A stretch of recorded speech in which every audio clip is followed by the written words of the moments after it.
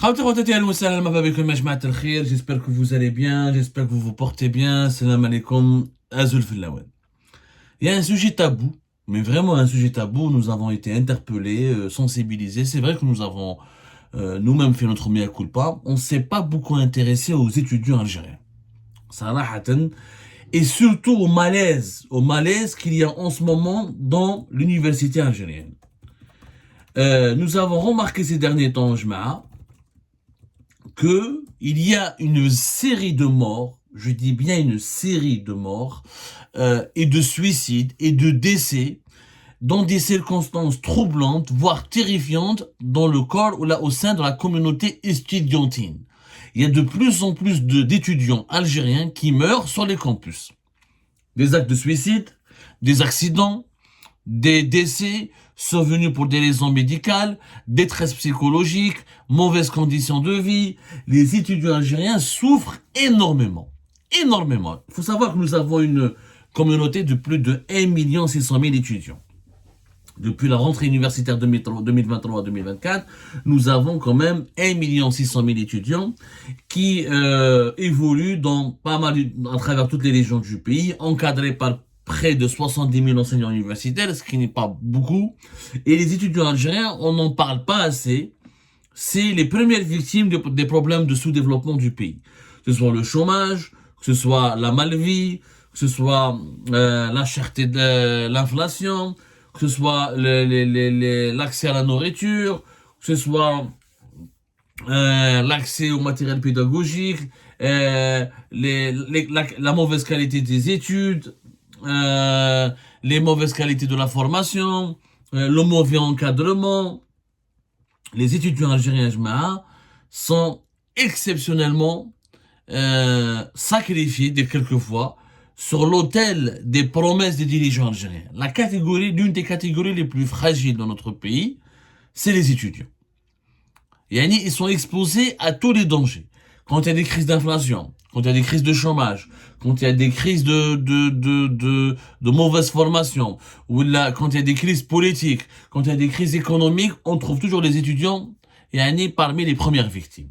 Sauf que entre 2023 et depuis 2022, il y a une série de morts. Je dis bien une série de morts. Par exemple, récemment, une jeune étudiante à la résidence universitaire à Tiret, la résidence universitaire Carmen 3, elle s'est suicidée.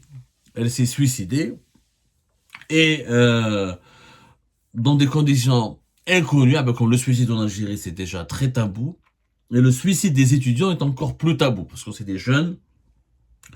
Voilà, on n'arrive pas à comprendre comment quelqu'un à la fleur de l'âge, 25 ans, 23 ans, 22 ans, 19 ans, 21 ans, quand on se donne la mort à cet âge-là, c'est qu'on souffre d'une détresse psychologique terrible qui peut s'expliquer par des problèmes familiaux, par des problèmes sociaux, par des problèmes de sens, qui peut s'expliquer par énormément de choses. Auparavant, une semaine auparavant ce suicide, juste quelques jours avant le suicide de cette jeune étudiante à la résidence universitaire de Carmen 3 à Tiret, il y avait un autre étudiant qui s'est suicidé à la résidence Saïd Hamdine à Alger. Et ça s'est passé vraiment, entre les deux cas, une semaine, 10 jours, pas plus. C'était en 2023. Ça n'a pas suscité un débat en Algérie. Les médias n'en ont pas beaucoup parlé. Or, de plus en plus d'étudiants tirent la sonnette d'alarme. De plus en plus d'enseignants à qui nous avons parlé tirent la sonnette d'alarme. Ils ont constaté un mal-être, une santé mentale très fragile, une détresse qui s'explique d'abord et surtout par les mauvaises conditions de vie, par par l'incertitude par rapport à l'avenir. Beaucoup d'étudiants qui sont éloignés, ils laissent leurs parents, leur famille d'une région, ils se déplacent vers une autre région. Ils sont mal hébergés, ils sont mal nourris, ils font pas les filiales qu'ils veulent, ils découvrent que l'université est beaucoup plus compliquée, que le rêve de réussir d'avoir un diplôme universitaire de qualité, finalement c'est plus un cauchemar parce que problème d'encadrement, problème d'accès aux livres, problème d'accès à certaines filiales qui mettent médecine, qui mettent ingénieur dans les sciences de technologie, en informatique, ça exige des moyens. Il faut faire de la recherche, il faut avoir un ordinateur, il faut avoir des livres qui coûtent cher, il faut avoir des clés USB, il faut avoir des téléphones, il faut avoir une bonne connexion internet, il faut avoir des laptops, il faut avoir des tablettes. Et beaucoup de nos étudiants, chacun souffrent parce que leurs parents sont pauvres, ou maintenant qu'ils sont pauvres, ils n'arrivent pas à travailler, à étudier en même temps. La situation, ils ressentent, ils sont directement impactés par la détérioration de la situation économique et sociale du pays. C'est vrai que le gouvernement algérien a décidé, dans le cadre de la loi de finances de 2024, d'augmenter la bourse universitaire. Mais tous les étudiants ne sont pas boursiers. On estime, sur les chiffres, il y a 900 000 boursiers sur 1 600 000 étudiants. Et cette bourse, 4 000 dinars, ou même Tallah 5 000 dinars, ça ne suffit pas. Quand on mange mal dans le restaurant universitaire, quand on est mal logé, voilà. On a un chauffe qui fait la cherté de la vie en Algérie, on a un chauffe les poussées inflationnistes, on a un chauffe les dégâts du chômage. Avant, il y a des étudiants qui pouvaient s'en sortir en travaillant à gauche à droite, ce n'est plus le cas. Même pour trouver du travail, c'est hyper compliqué. Malheureusement, nous avons constaté qu'il y a une série de morts et de décès d'étudiants algériens entre 2022 et 2023. Et cette série terrifiante, c'est une chronologie funèbre que nous allons dresser ensemble, elle correspond parfaitement, malheureusement, à l'affaiblissement du pouvoir d'achat, à la progression de la pauvreté, au renforcement de la précarité, à l'appauvrissement tout court de la société algérienne. Il y a une relation directe. Voilà, j'invite la communauté universitaire à faire un débat. Il faut une cellule d'écoute, de suivi psychologique. Il faut des associations qui aident les étudiants. Surtout les étudiants qui sont originaires des wilayas de l'intérieur du pays, le sud, ou les wilayas des hauts plateaux pour étudier dans les wilayas du nord. Ils sont coupés de leur famille. Souvent, leurs familles sont pauvres. Elles n'arrivent pas à leur envoyer de l'argent. C'est très compliqué de rentrer. Il y a le ramadan qui arrive. C'est vrai qu'il y a des efforts dans certaines résidences universitaires, dans certaines universités, quand elles sont encadrées par des gérants, au niveau de l'office des offres universitaires, quand il y a des gérants et des responsables consciencieux, ou la patriotiques, ou la rigoureux, certaines conditions de vie de certains étudiants s'améliorent. Mais à force est de constater que dans la majorité des cas, c'est très précaire, il y a la malnutrition, il y a les intoxications alimentaires collectives, il y a les conditions de travail qui sont difficiles, il y a la précarité sociale, il y a souvent des étudiants choisissent des cursus qui sont pas adaptés à leur profil. Nous avons un gros problème avec l'école algérienne. Tous les études sont en arabe. Quand ils arrivent à l'université, il faut étudier en français ou là en anglais pour certains modules techniques de médecine, de sciences, de biologie, de chimie. Les diplômes les plus prestigieux, les formations les plus qui permettent d'avoir les formations diplômantes, qui permettent d'avoir des débouchés professionnels intéressantes, elles ne sont pas enseignées forcément en arabe. Il y a le décalage linguistique, il y a le décalage académique, il y a une remise en cause. Ensuite, il y a le sentiment de doute. Après, c'est l'angoisse. Et après l'angoisse, c'est la détresse psychologique. Choufou Sara, au sein de l'université algérienne, ces 2 dernières années. Alors, au niveau de l'école supérieure de la Rouat, il y a une étudiante qui a été renversée par un camion au sein de l'université. Elle est morte sur le coup. Comment ça se fait que je viens à l'université pour étudier, je me retrouve renversé par un camion à l'intérieur de l'université? Extrêmement grave. Négligence, mauvaise gestion de l'université, pour foncer sur les étudiants. Une catastrophe. Le 10 mai 2023, il y avait un décès d'un étudiant 3e année universitaire après une chute de son balcon de la chambre universitaire. Tahmel balcon. Ça, beaucoup de gens, il y en a qui disent que c'est un suicide, d'autres qui parlent d'un accident, on n'a jamais su la vérité. Ça, c'est le 10 mai 2023.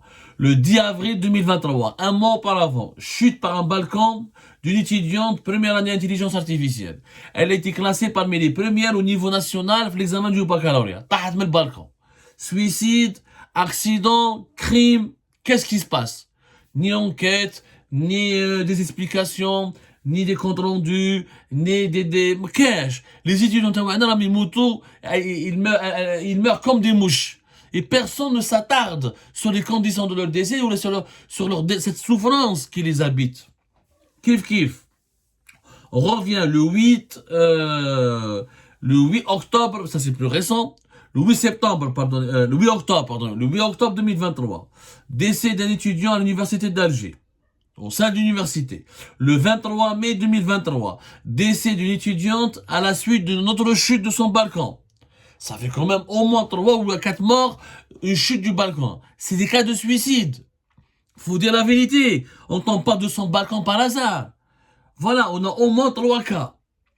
Wahda le 10 mai 2023, le 23 mai 2023, le 10 avril 2023, 3 étudiants au moins ils sont morts après une chute de leur balcon, à la suite d'une chute de leur balcon, du balcon de leur chambre universitaire. On continue la chronologie des événements. C'est vraiment grave ce qui se passe. Le 7 novembre 2022, décès d'une étudiante qui est originaire d'une étudiante sahraoui. Une Sahraoui qui vient du Sahara occidental. Vous savez, les réfugiés du Sahara occidental, les réfugiés sahraouis à Tindouf, ils ont des jeunes qui arrivent à étudier, qui arrivent à entamer des cursus universitaires en Algérie, et souvent ils sont détachés dans des universités plus loin, de Béchar, dans les autres wilayas du nord du pays. C'est une étudiante qui est morte à la suite d'une électrocution au sein de l'université de Msila. Elle a été électrocutée. Le 16 décembre 2022, 5 étudiants sont morts dans un accident de bus qui devait relier un point qui devait relier l'université de Msila. Ils étaient sur le chemin pour aller vers Msila et dans un bus ils sont morts. 5 étudiants, un carnage. Le 24, ça c'était le 16 décembre 2022. Le 24 octobre 2023. Décès d'une étudiante à l'université d'Alger, dans des conditions toujours extrêmement troublantes. Le 28 décembre 2022, décès d'une étudiante lors d'une explosion d'une bouteille de gaz à l'intérieur de sa chambre universitaire. Et le 10 mai 2023, chute d'une étudiante du 4e étage d'une résidence universitaire Fichlef. Je vous combien de morts en l'espace de 2 ans. 1, 2, 3, 4, 5, 6, 7, 8, 9, 10. Au moins 10 étudiants sont morts entre 2022 et 2023. Et 50% des cas, c'est des suicides. Des suicides ou déclarés, ou une partie non déclarée. Inquiétant. Que fait le ministre actuel de l'enseignement supérieur, Kamel Beddari? Kamel Beddari, lui, il s'affiche à la banque Wahkina, à Algérie Part. Kamel Beddari, c'est quelqu'un qui a beaucoup d'ambition politique. Il veut devenir candidat aux élections présidentielles. On dit qu'il est très proche de Saïd Chengheliha, le chef de l'armée. On en a parlé dans 2 émissions déjà précédentes, le 28 novembre 2023 et le 12 décembre 2023. On a raconté sa stratégie, comment comment il essaie de faire la promotion de son image dans les médias publics et privés, comment il soigne ses relations avec la presse, comment il rencontre régulièrement les ambassadeurs et les diplomates étrangers, pour essayer de vendre sa personnalité, de vendre son CV aux pays les plus prestigieux, aux puissances étrangères qui sont les partenaires les plus importants de l'Algérie. Comment il essaye d'être, à chaque fois qu'il y a une cérémonie, il y a des représentants de l'armée, il se frotte aux représentants de l'armée, il essaie de les charmer, de les séduire. Et sincèrement, Kamel Beddari se préoccupe beaucoup plus de son ambition personnelle, qui peut être légitime, que du bilan que de la situation des étudiants. Alors que sa première mission, c'est quand même de redresser l'université algérienne, de veiller sur les bonnes conditions de travail et de formation de nos étudiants et de nos enseignants universitaires. C'est bien d'avoir des ambitions politiques, mais si Beddari veut être un président un jour, il faudrait vraiment qu'il dispose d'un bon bilan dans son propre secteur. S'il a un aussi mauvais bilan dans son secteur, si dans son secteur il y a eu 10 morts, dans 50% de cas de suicide en 2 ans uniquement, on se demande le jour où il sera président, quelle sera la situation de l'Algérie. Donc, c'est quand même assez inquiétant. Mais vraiment inquiétant. Il y a d'autres scandales au sein du ministère de l'Enseignement supérieur que nous allons évoquer plus tard. Mais là, nous avons voulu faire cette émission pour tirer la sonnette d'alarme. Il faut que les psychologues, il faut que les imams, il faut que comment dirais-je, les académiciens, il faut que les spécialistes des sciences humaines s'intéressent à la détresse de nos étudiants. Il y a une grande insécurité dans les milieux universitaires, il y a une vague de suicides terrifiante dans le milieu des étudiants algériens, c'est un mal-être, c'est profond, de plus en plus profond, et qui correspond, malheureusement, qui coïncide en tout cas avec l'appauvrissement de la population algérienne, avec l'aggravation, la détérioration des conditions de vie, avec la montée en flèche de la précarité, et avec l'accumulation d'une détresse psychologique qui correspond au climat politique aussi. Les étudiants étaient à la pointe du Hirak, ils avaient beaucoup d'espoir, ils ont été réprimés terriblement en 2021, beaucoup de poursuites judiciaires, beaucoup de placements en détention, beaucoup de répression. L'espoir d'issue du changement et le poids de la dégradation de leurs conditions de vie et la dégradation du climat social et politique dans leur pays procurent à nos étudiants une souffrance. Une souffrance qui malheureusement pour certains d'entre eux à commettre l'irréparable. Rabbi Jibel Khair, que Dieu préserve nos étudiantes et nos étudiants et que Dieu veille sur la communauté algérienne, cette communauté universitaire qui, franchement, la première richesse du pays, qui est une richesse que nous délapidons à cause de nos négligences, des négligences des dirigeants et de leur égoïsme.